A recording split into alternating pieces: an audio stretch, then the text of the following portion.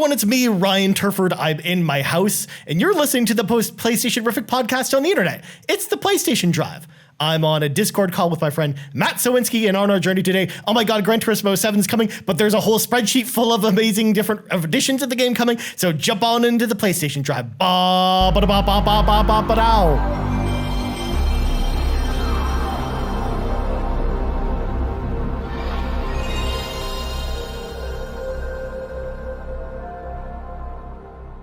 Hello, Ryan. How are you doing on this wonderful Thursday? I'm doing well. I mean, my sinuses are killing me because, the weather can't decide on, what it wants to do, whether it wants to rain or be warm or be cold or whatever. But you know what? We're going to get through this, Matt. It's going to be awesome. I hope you're doing well on this Thursday as well, good sir. I'm doing all right. Same as you. My sinuses have been absolutely running rampant the last little while. So like similarly, I hope things even out so I can stop sneezing and coughing every 5 minutes because that's not fun. Yeah, it's interesting. Let me tell you about. But enough about that. This is the PlayStation Drive, not the Sinus Drive, where we talk about all things PlayStation going on in the world there. Of course, though, we got to clean the garage a little bit because, we always do that at the beginning of every show. So if you like what we do and you want to, support the show, there's a number of ways to do that. Number one, you can support us by subscribing to us on your podcast feed of choice, whether it's Google Play, Spotify, Apple Podcasts, we're on all the things, so check us out there. Also, if you leave us a 5-star review on Apple Podcasts, we will read it right here on the show. Next up, of course, we want to see our beautiful faces every single week. We do a video version of the show over on YouTube. YouTube.com/YumiCapri is how you go do that. And you can see our beautiful faces there. Also, if you want to leave a question for the show, you can do that on the YouTube page as well. Just leave a comment with your question there and we'll answer it on the show. Also, last but not least, you get early access to this and all of our shows over on Patreon. Patreon.com/YumiCapri is how you do that. Again, early access to this show as well as some exclusive content like the Pants Patreon podcast for Patrons podcast and the Yumi and Capri podcast. But now, without further ado, let's grab our 8 tracks, pop them in. It is time for the playlist, Matt, because all the games are here. We should probably talk about, all the games being here because there's a lot of them. So, Matt, start me off. What'd you play this week, my friend? I'll start with Kena. As you know, we're starting to dive in there. I'm only about half an hour to 40 minutes in, very, very early game. So far, it is beautiful. The performance has been spectacular so far. Everything looks incredible. The colors pop. The music is fantastic. It is so much fun to just listen and exist in that world. The comparisons to being like an older generation-esque mascot platformer so far are reign true. The combat is solid. It's not doing anything yet to kind of blow me away, but it's solid and it's fun. And given there's a bunch of upgrades and there's a lot of stuff going on later on that I'm sure is going to make things more interesting. It is a little bit tough. Mm-hmm. The first mini boss, beat my butt a little bit, but I managed to pull it out. And I'm very, very curious to see where the story goes. And I'm excited to get more time with it. So Kena has been great so far, and I'm excited to keep going with it. Yeah, I mean, we just for full disclosure, of course, we did receive a review code from Ember Lab for that. So huge shout to them for being awesome and sending us a review code for that. But that just literally came this morning in the morning we're recording this. So that's part of the reason why Matt's not super far, despite the fact the game just came out a couple days ago. So again, just wanted to set the record straight on all that good stuff. But it sounds like it's pretty awesome. I know it got pretty good reviews, and I'm excited to see what you think about it after you have a chance to play through the whole game. At least it's not a long game, too. So by the next show, you should have probably it finished. So we'll for sure about it more by then, for sure. So. Yeah, I'm sure there'll be an extra mile up by then as well. This seems like a very solid weekend game, so I'm excited to kind of spend time with it this weekend. And otherwise, I have been obsessed with Tales of Arise. I cannot stop playing it. It is fantastic. Like, I went into it with decent expectations, as we already talked about, big Tales fans, both of us, but it continually blows me away. Every new realm you get to, I keep expecting a very formulaic approach to it, and it keeps surprising me. I'm on the 4th realm now, I think towards the end of it. If where I think I am is where I am. And I would say about 15 hours in. So I saw some How Long to Beat's going from anywhere from 30 to 50 hours, and some even more than that. So I wonder how deep I am, because I'm sure you're very well aware, Ryan, Tales is very good at being like, you think it's the end of the game? Yep. No. There's a lot more to go. It just started. This is the halfway point. That's usually what Tales says. Yeah. Yeah, so like it's like, oh, the big main objective you've been doing so far. Now there's another one. So I have no idea as to how far I truly am, but the combat's fantastic. The characters are great. I love what they did with the skits. They are never too long, but they feel much more interactive. I never switch off the main character. I'm always playing as Alphen. That's just the way that I am with Tales games. I usually don't cycle through the characters, but the party's fantastic. And like, I'm actually at a point now where like, I think I have the full party. If again, granted, we might get some more characters later, but I doubt it. Yeah. I'm actually struggling to try and figure out who I want to have on with me because I like them all and they all have very varying abilities and all of them have like, feel like they have a place on the field. So it's kind of like, oh God, which one? And the other thing is, it's like, I feel like I'm constantly strapped for cash in the best way. Like I'm kind of being like, okay, wait. If I sell a couple of these healing items that I know I'll need later, then I can afford this upgrade. It's really, really good. I'm really enjoying it. But what about yourself, Ryan? Because last time we spoke, you'd only gotten to play a little bit of it because of your gosh darn TV. But you got a new one since then. How are you finding Tales? Yeah, so the TV came out on Thursday, and I've been playing a ton of stuff on it because I got a fancy TV, and I've been very excited to play Tales and dive into it because, again, this is one of my most anticipated games of the year. I've talked about it many times before. And Matt, just like you, I'm also obsessed with it. It's very hard for me to put this game down. And if I'm going off the how long to beat scores, I'm probably closer to the end than you. I'm about 30 hours in now over the course of, a week. So nicely done. I've put a lot of time into Tales, and because it's a testament to how good the game is to everything you just talked about, Matt. Like, it's been very hard for me to put it down. And I mean, again, it like swerves out of the way of all the classic Tales tropes, but also at the same time, it also really plays into a lot of them too. So in a really interesting way, like it doesn't feel like it kind of feels like a traditional Tales game, but it doesn't. If that makes any sense. But yeah, as a huge Tales fan, as a person who just really likes fun, fast paced action RPGs, like this game has really been like a tour de force, in my opinion. I've just been having so much fun with it.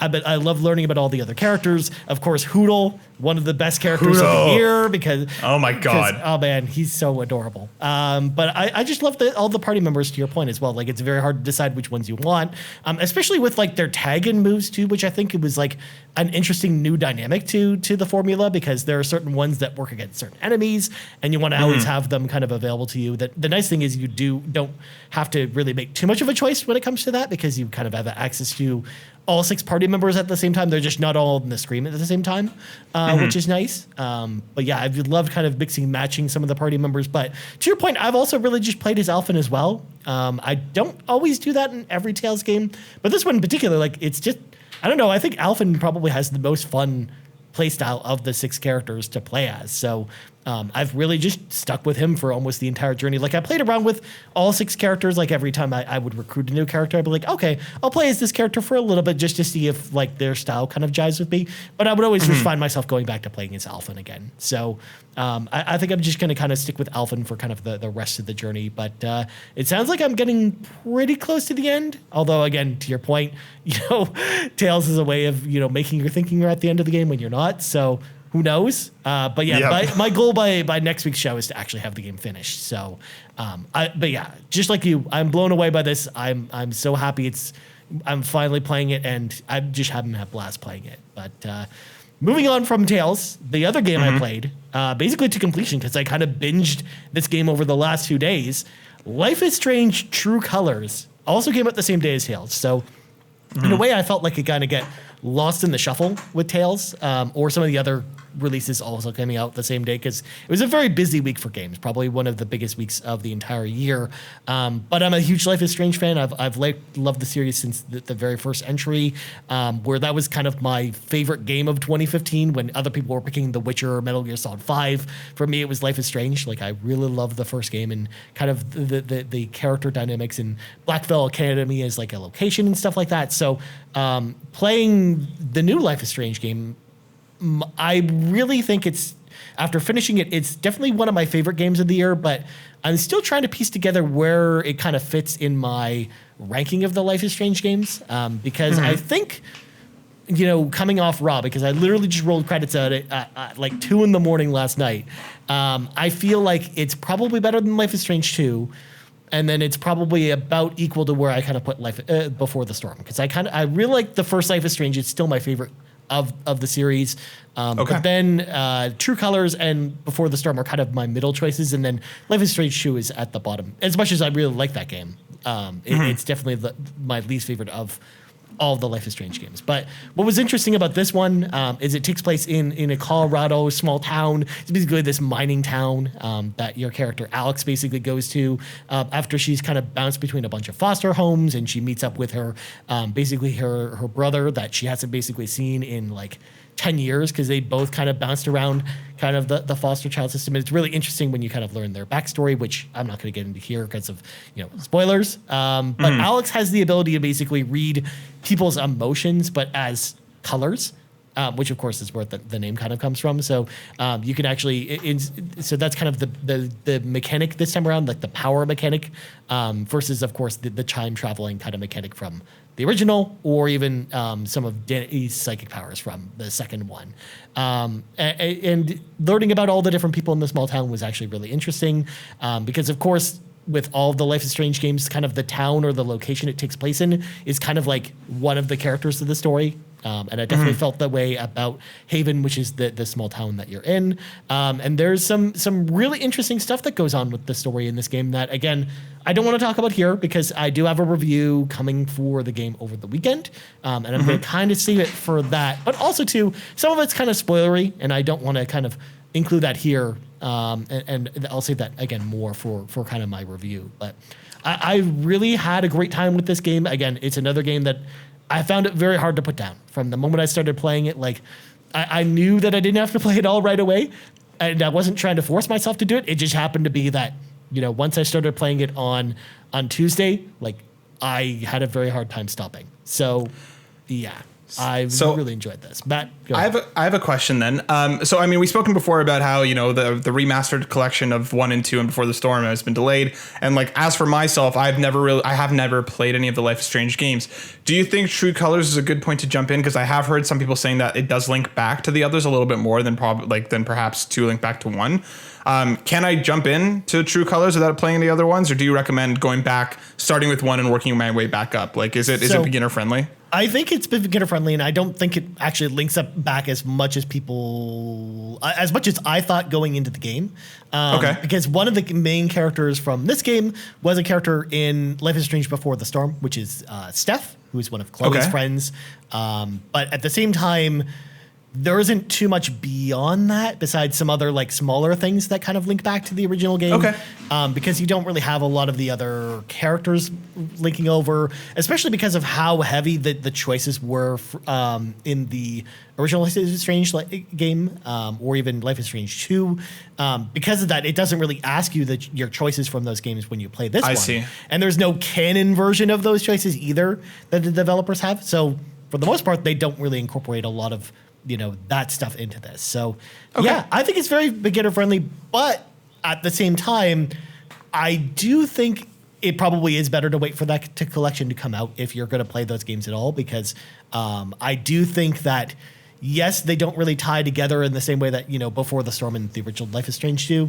I think that playing the games in having that context there, I think helps a little. So yeah, I mean, if you haven't played them before, maybe just wait, especially because there's so much other stuff to play right now too. Like it's not like we're at like a shortage of games or anything like that. And those will probably like the remastered collection will probably come out either in February or January. At this Nothing rate, going on then. February 2022, of course, right? So we just don't have an exact date, but they just said early 2022. So that's just what I'm expecting. So yeah, I think the window will be better for Life is Strange if you probably wait for the remastered collection. But if you wanted to jump into this one, I don't think there's any reason why you should hold yourself back from it, at least from the game's perspective anyways. So there you go. Awesome. Again, I'll be talking about that more on a review this weekend and going more in depth with it. But again, I really enjoyed it, but I'm still kind of, again, processing a lot of stuff because this game made me feel some things that I wasn't expecting. And again, I'll talk about that more in the review when I've had more time to kind of think about it a little bit. But enough about this. Let's slam the brakes on this conversation. It is time for some breaking news. And we've got some interesting news stories this week. We're going to start with Gran Turismo 7, Matt, because up on the PlayStation blog earlier this week, they put up a post talking about the the various versions of Gran Turismo 7 and strap in because there's some stuff going on with this. So, of course, there's 2 different versions of the game, which is nicer than what happened with Horizon, where there's not like 4 or 5 different versions of the game at least to choose from. But there's some things to know about this. So, of course, there's the launch edition of the game, which is only available until when the game comes out on March 4th, and then you'll lose some of these bonus. But the launch edition comes with access to 3 exclusive cars, which are the Toyota Castrol Tom's Supra, Mazda's RX Vision GT3 concept, and then the Porsche 917K Living Legend. You also get $100,000 in-game credit, which for anyone who's played a Gran Turismo game before, that's not much, but that's enough to usually get you started, get your first car and stuff like that, which is nice. They also announced a physical edition of the 25th anniversary edition, because when this game comes out, it will be the 25th anniversary of the Gran Turismo series, going all the way back to the PlayStation 1, which comes with the same 3 cars that we just talked about, plus an exclusive car, the Toyota GR Yaris, plus an additional $1 million in-game credits. So it comes out to 1.1 million in-game credits, as well as you get a steelbook case for the game, a soundtrack, and more. But the physical edition oddly has a weird thing going with it, of course, as every PlayStation release has, because there's no physical release for the PlayStation 4 version of the game. So this is just the PlayStation 5 version. But the PlayStation 5 version of the game is the same price as it is for the digital version, but it includes the PS4 digital copy with the game. But the disc itself only works in your PlayStation 5. I don't know why they did that. It's weird. It's a thing. But if you buy this version as well and you want the digital version of the PlayStation 5 version, you have to pay $10 because it's part of what they announced earlier when the whole kerfuffle with Horizon happened, where there's a $10 upgrade for all their games going forward. So there is that upgrade path if you want a digital version. I don't know why, but whatever. Last but not least, there's a digital version of the 25th anniversary edition that includes everything I just talked about with the physical version. But this version has, first of all, more in-game credit. It actually has 1.6 million in-game credit. Plus, it comes with the PlayStation 4 and PlayStation 5 versions of the game, like as one version. So it's just, this is a very bizarre thing where it's like you almost again need like a spreadsheet to kind of put all this stuff together as to like what each version comes together and kind of has in it.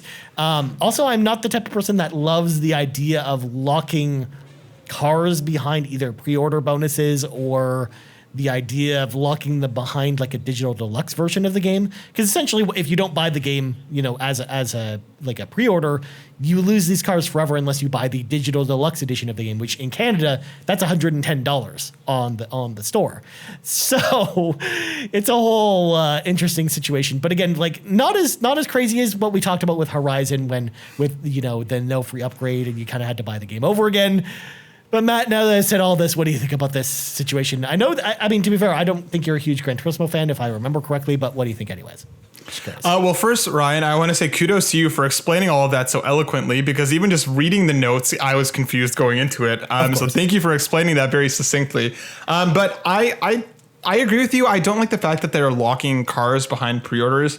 I mean, GT7, I feel like anybody who's excited about the game is already probably going to pre-order it. But yeah. I very much prefer the way that like Insomniac handled Spider-Man's pre-orders, where it's like it was just early access to some of the suits. I'd much prefer if this was a similar situation where you weren't gated off from having the cars at all, but perhaps you just had early access to them comparatively.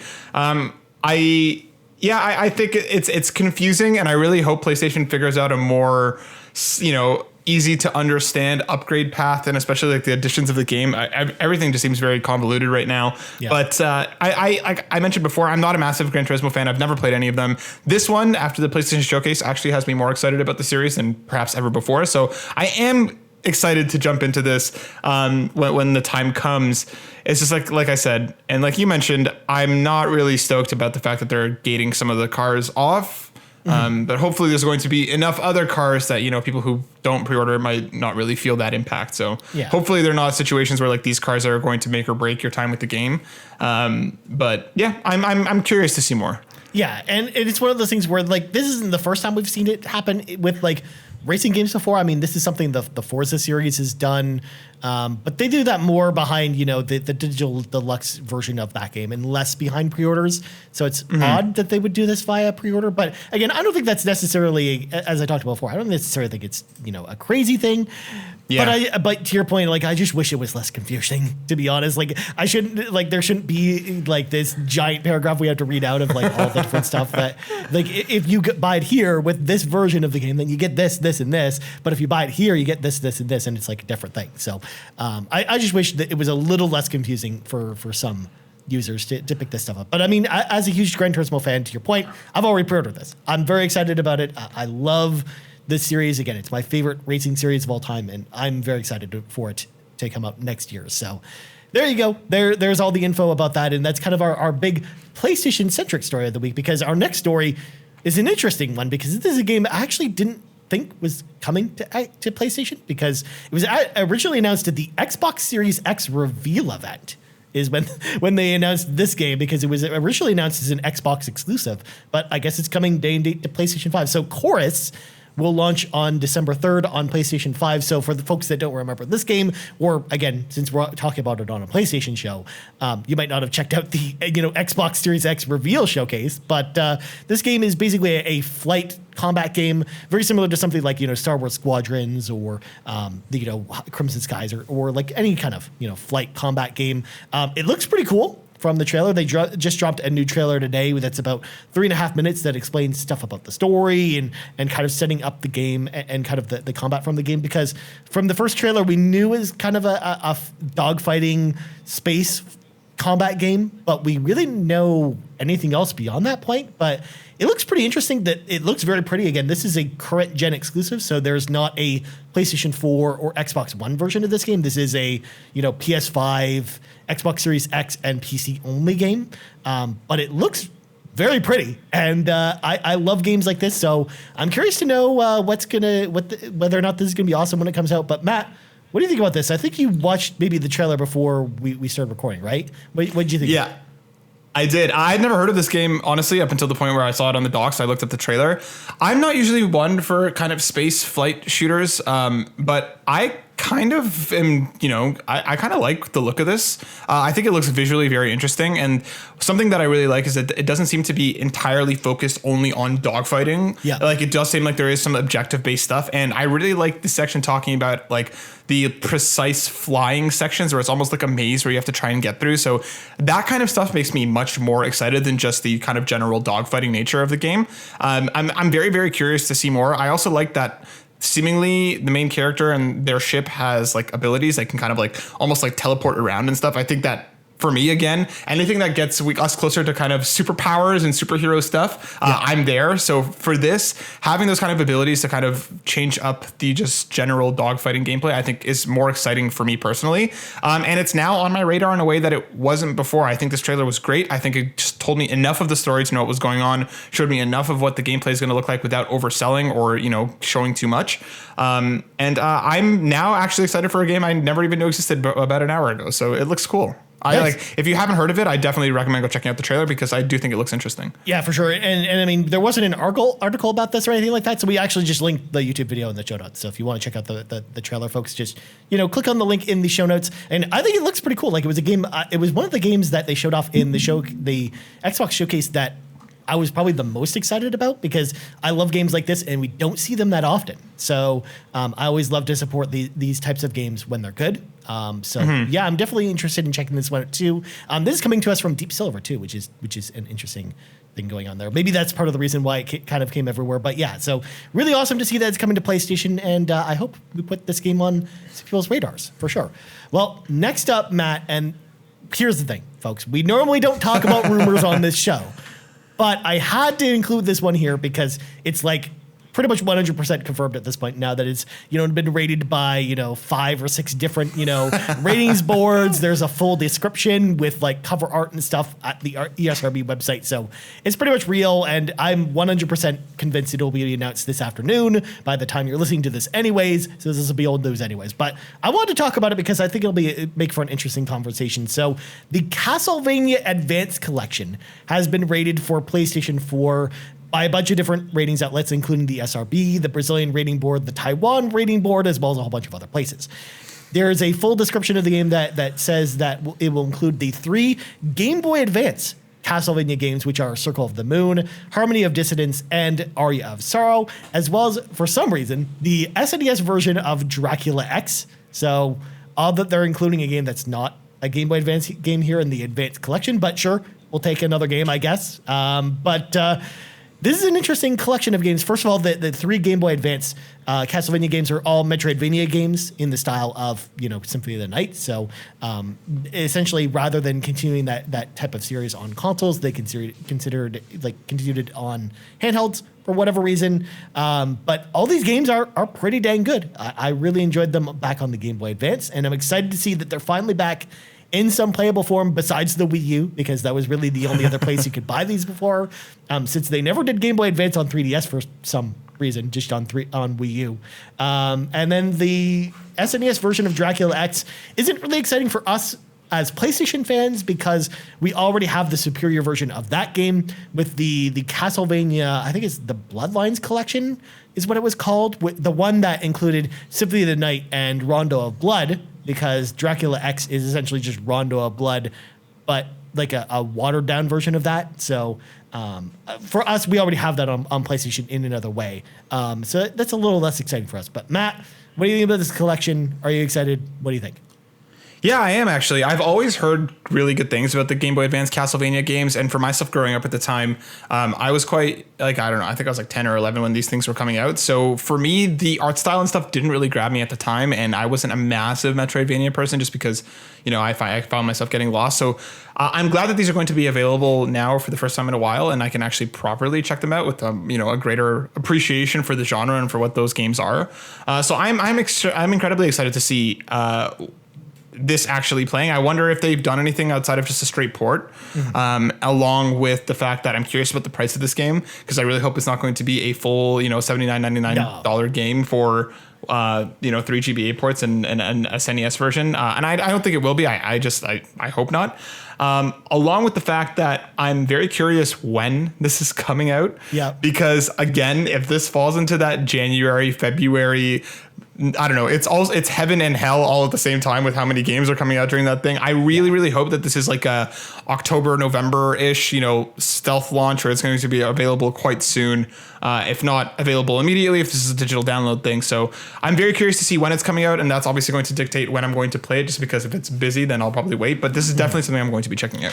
Yeah, I would imagine that it's going to be a very similar situation to the Castlevania Anniversary Collection that came out a couple years ago that included all the NES, SNES, and Game Boy Castlevania games. So I imagine it's going to be same pricing structure. So probably $20 or $30. I think it was here in Canada. I can't remember the exact price off the top of my head, but it's about that. And with that collection, they included a bunch of visual tweaks that you can make to the experience, like scan lines and stuff like that. There was also a lot of bonus material that I thought was really interesting for that version of the game. And I imagine they're going to do kind of the same treatment here. Cool. Again, they did that with a bunch of different collections. Konami did. They had a Contra collection that they did the same way, and a arcade collection that they did like that. So I imagine it's going to be like a similar, situation with this one. But again, we'll hear about it, I'm sure, by the time folks are listening to this, because the Nintendo Direct's this afternoon, and I'm like, again, 100% convinced this will be announced there. And I think you're probably going to get your wish, because I'm pretty sure this game, because of all the places it's been rated, because we've got the full artwork and stuff, it's probably going to be like October, November of this year. I don't think this is going to wait for next year. So I imagine there's going to be a very quick turnaround on this one. Again, very similar to what happened with the Castlevania Anniversary Collection, because they announced that, and then it was out in, I think, 2 months from when the nice. Okay. It. So because they do with those collections, Konami basically released them digitally first, and then like 6 months later, limited run did a physical version of them. So again, I'm imagining that's what's going to happen with this one. So there you go. Well, speaking of old games, Matt, our last news story is actually something that kind of relates to a news story we talked about a few months ago. on the show. But we finally have further clarification on this. So Disney have officially announced now the Disney Classic Games Collection featuring Lion King, Aladdin, and Jungle Book, which will bundle together classic games based off the 3 films. This will arrive on PlayStation 4 on November 12th. What's interesting about this collection is 2 things, actually. Number one, this collection includes all of the Super Nintendo, Genesis, Game Gear, and Game Boy versions of all these games. Basically, regardless of what platform it released on, we have it here, including the SNES version of Aladdin. Because and the reason why that's notable is that the last time they did a collection that was Disney Classic Games, Lion King, and Aladdin, they didn't have that version of the game in it. And for folks that didn't play these games back in the day, the SNES version of Aladdin was done by Capcom and is a completely different game from the Genesis version of Aladdin, which was done by Virgin Games. So they're like 2 completely different games, not just in looks, but the gameplay style is completely different. So there's just 2 very different takes on the same movie franchise that just happened to come out at the same time. So it's really cool to finally see that version of Aladdin in a collection. But also, again, the Jungle Book is also a pretty solid action platforming game. So I think that this is going to be a really good pickup. But the last time we had talked about this story, I was a little bummed about it for someone who had already bought the previous collection. And I was like, would it really be worth, doing kind of a double dip for this collection all over again when I already kind of own it, with just minus the SNES version of Aladdin, which we didn't know was going to be there the last time we talked about this, combined with the Jungle Book games. But I think it might be worth it. But at the same time, we're hearing from the Xbox store description from the game that there's going to be a DLC add-on pack that will basically give you, there'll basically be an add-on for the original game, like if you had bought it before, that just gives you the games that are missing. So the Jungle Book games and then Aladdin on SNES, and basically upgrades you to, this new version. So for someone like me who loves to support games like this, who loves old retro games and wants to support Digital Eclipse, who put this together, who did the Mega Man Legacy Collection, but also the Disney Afternoon Collection and a bunch of other retro collections. Plus, it would be nice to play the SNES version of Aladdin again, because there hasn't been a modern re-release of that game at all, even on, Wii U or Wii Virtual Console. So for me, I'm really excited to pick this up. And I will definitely be grabbing the DLC pack that comes out for this, because I think that'll probably be like $10 and it'll be a nice upgrade for the game. But Matt, again, I think the last time we talked about this, I think you had played these games, because again, you're not an old man like me, didn't grow up in this era. But what do you think about this? Are you interested? Yeah, I actually am curious about this. I've only ever heard about how brutally difficult a lot of these old school Disney games are from this era, and I again, good things as well. So I am curious to kind of dive in and take a look, and I feel like this is probably the kind of right entry point for me. I think November is probably a good time for this game as well. Judging by we don't have a ton around that time. Like, we have some stuff, but it isn't as heavy as it is right now. So I think November is a good time for it. And I'm actually very curious about checking this out. I didn't know that about the Aladdin and the SNES version being completely different. So I'm genuinely very curious to see how different those 2 games actually are compared to one another. So I'm actually really curious to check this out when the time comes. Yeah, I think of the 2 from me playing them, I remember that Aladdin is like on Genesis is the more visually striking game, because they use like animation cells from Disney to put together like the character animations. And if you play it today, it looks gorgeous still. Like it looks like you're playing the movie, which is really awesome. Wow. But I think the gameplay holds up way better on the Super Nintendo version of the game, because kind of the Genesis version is kind of this basic platformer that, again, looks amazing, but I don't think plays as well as the Super Nintendo version. But cool. Again, fans are very split on these games, because you've got people firmly in either one camp or the other, usually when talking about these games. I think either way, I think that's awesome to kind of expose a new generation of gamers to these games that they maybe only heard about before. Although I will say Lion King, to your point, Matt, is still one of the hardest Genesis games to go back to play today, because it is brutally difficult and it is very, very, very, very, very hard. I can't believe I actually managed to finish the game on hard to basically get the platinum trophy for this, which is one of the requirements, because it was one of the hardest games I played on PlayStation 4. So there you go. Jeez, nicely done. Yeah, it's out on November 12th. So check it out, friends, if you are interested in playing that. Well, let's some of our friends into the car with us. It is time for the carpool. And we've got a couple questions this week. So folks at home, if you want to be part of the carpool, like I mentioned before, you can either leave your question in the YouTube comments of the video version if you want to, if you're watching that version, or we put up a questions post every Wednesday on Twitter at Yumi Capri on Twitter. You can leave your question there, or if you join our Discord server, the Yumi and Capri Discord server, which is free to join, the link is in the show notes. You can leave your questions there in the PlayStation Drive section. Just make sure to tag us in it, and we will read it on the show, just like Jedi Master Ren did on Discord. And he actually asked a question for you specifically, Matt. So I'm gonna read it here. Hey, Matterford. I'll stick with it. It'll stick. Don't worry. I'm wondering what y'all think about the lack of accessibility in Deathloop. I myself am not disabled. However, I did have trouble reading text from my usual gaming position, and I can only imagine how hard it must be for gamers that are clinically blind to do so. Now, Matt, again, I haven't played Deathloop, so that's, again, this is why more of a question for you. What do you think about the lack of accessibility in Deathloop? So A, Matterford, I love that. It makes me laugh every time. So thank you for that. And B, yeah, I've heard a lot about this as well.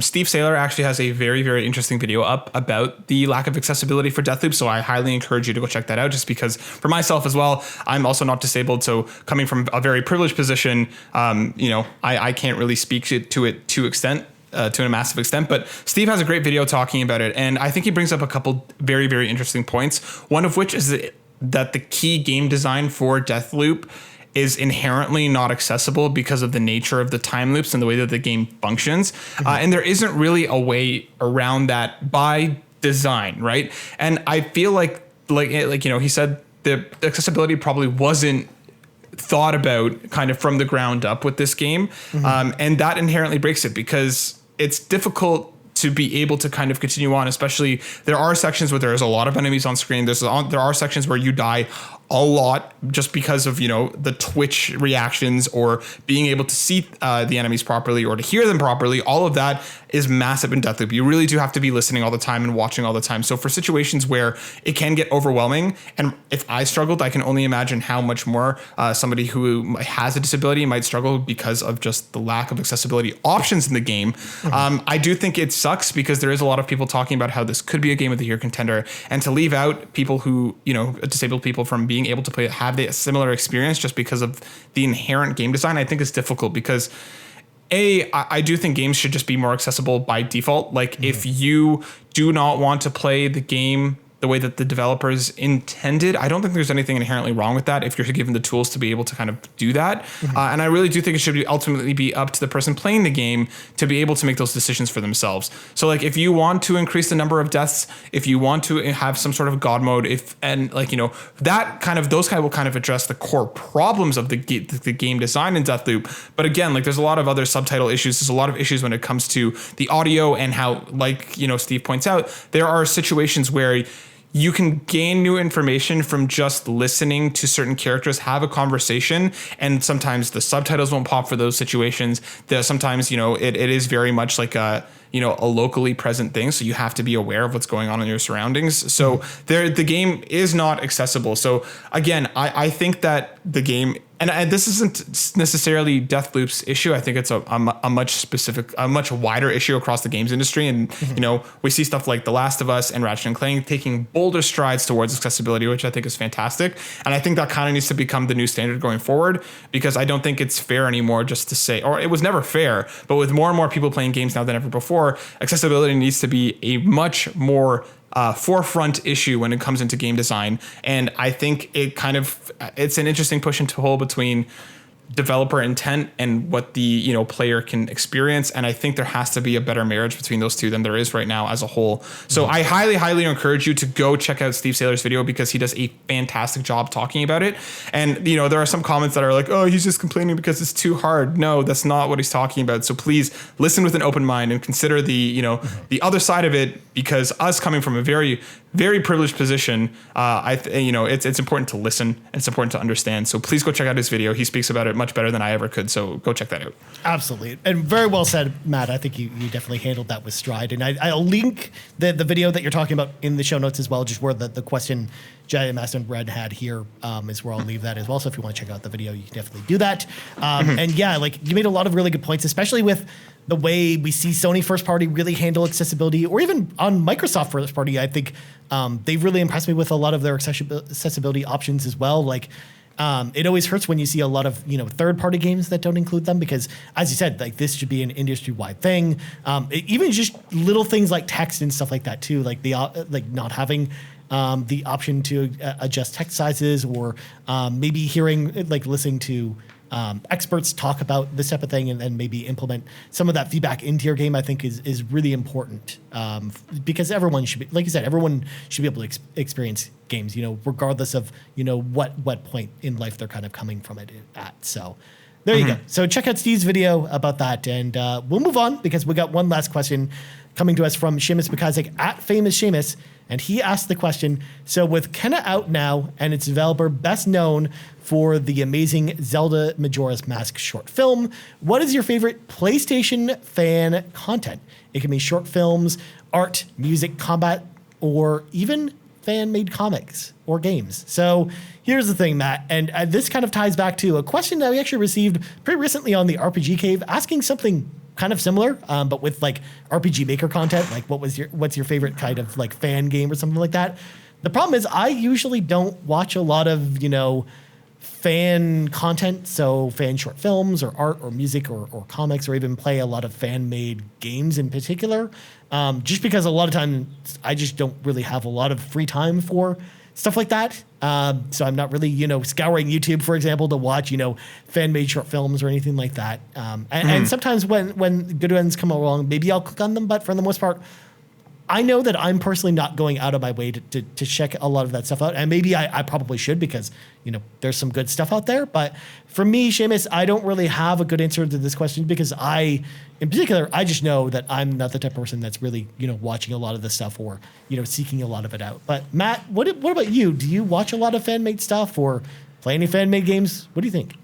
I don't personally myself much either. This question stumped me for a little bit as I kind of thought back to what I have consumed, because for me, unless it kind of comes across my Twitter timeline, I'm not really actively looking for it. Which again, add to your point, like maybe I should, because I'm sure there's a lot of incredible stuff right now, and Dreams exist as a platform for a lot of fan-made content on the system itself, which I think is fantastic. But I have two actually answers for this. One of them, I think it was earlier this year or last year, I remember something coming across my Twitter timeline about like the fan who made like a handheld PlayStation 2 that looked very much kind of like a Switch, and he was like playing like Kingdom Hearts and Persona 4. I love stuff like that. I think it's such a cool way for the fans to interact with the actual hardware kits, to kind of shrink them down and basically make them into a PlayStation Switch. So that was really, really dope. And the other one that came to mind as well as I thought about this was there was that Uncharted fan made film a few years ago that actually had like Nathan Fillion as Nathan Drake and stuff. That was dope as hell. And granted, like that's fan made on a very obviously on a bigger budget than what a lot of fans can do. But I loved that. For me personally, Nathan Fillion is Nathan Drake. Like the character just works so well with him as the main as a main actor. And there was just a lot of love put into it, and you can tell that even with a lot of the camera angles and stuff that they use, that they were massive fans of the game. So that is, I think, my biggest answer. And I feel like it's a bit of a cop out just because it's not inherently made only by fans. Like there's obviously some money behind it, but I still loved it. I still think it's a great time. Yeah, I had forgotten about that until you just mentioned that, because that came out so long ago. But I remember also really loving it. Like I think that it was really like faithful to the games, and having Nathan Fillion there was just really awesome. Which again, people had just been asking for him to be Nathan Drake for years and years and years. So yeah, I think that's a good one. But yeah, I mean, yeah, there is. Like I said, unless a random video comes up on my Twitter, but even then, I'm not always inclined to click on it, because they're always hit or miss too. So it's hard to maybe kind of cycle through some of the good ones. And to your point about Dreams as well, I did play a lot of levels in Little Big Planet that I really enjoyed that were fan made, but I just can't really think of any of them off the top of my head that really had like a big like kind of lasting impression on me. So a game like that, I really enjoyed kind of the fan content in that game. But again, I think that's even cheating a little bit too, because it's not really like a fan game or anything like that. It's just a fan-made level that just happens to be in a game that already exists on PlayStation. So there you go, Seamus. I'm sorry we probably couldn't give you, too many good examples, unfortunately, but I just don't think we're necessarily the right people for this question. But enough about that, Matt. We got to go, but before we go, Matt, plugs go.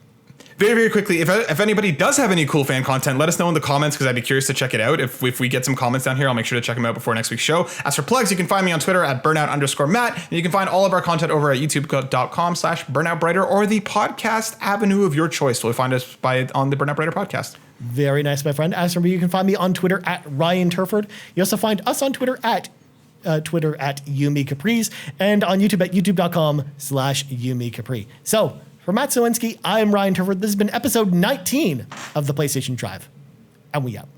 The PlayStation Drive is fueled by patrons over at patreon.com/Yumi Capri, and I want to say thank you to each and every one of our patrons from the bottom of my heart from your support across all of our content. And let's start by thanking our CaPremium producers, Dallas Ford, Lee Navarro, the fearless leader of the Phoenix Overdrive Extra Life team, and Johnathan Brown over at youtube.com/PM Entertainment. Our platinum producers, Robby Miller and TruckerSloth, and our gold members, ARGO, Brendan Myers, Dallas Robbins, Emily O'Kelly, Heather Boney, James Johnson, Joel Brooks, Jose Jimenez, Mac Time, Benjicong, Marcus O'Neill, RJ Kern, Dannohh, Skinny Matt, Mr. and Mrs. Nasty Boots, Fuji, and Xavier Reyes. Thank you all for all of your support.